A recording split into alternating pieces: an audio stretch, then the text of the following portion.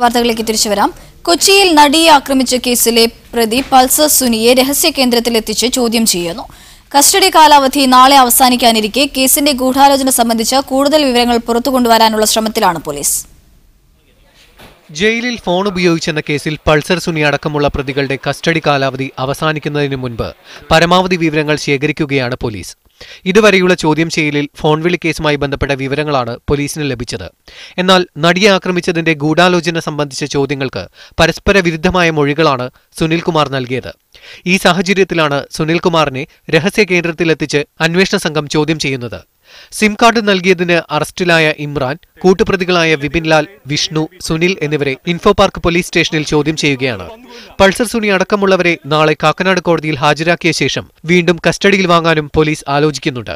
അതേസമയം കേസിൽ ആരോപണ വിധേയരായവരുമായി ബന്ധപ്പെട്ട കൂടുതൽ പേരെ ആലുവ പോലീസ് ക്ലബ്ബിലും ചോദ്യം ചെയ്തേക്കും. കഴിഞ്ഞ ദിവസങ്ങളിൽ നടൻ ദിലീപിന്റെ ബിസിനസ് പങ്കാളികളുടെയും സുഹൃത്തുക്കളുടെയും മൊഴിയെടുത്തിരുന്നു. ലഭിച്ച തെളിവുകളുടെ വ്യക്തത തേടുകയാണ് അന്വേഷണ സംഘത്തിന്റെ ലക്ഷ്യം. മീഡിയ 1 കൊച്ചി.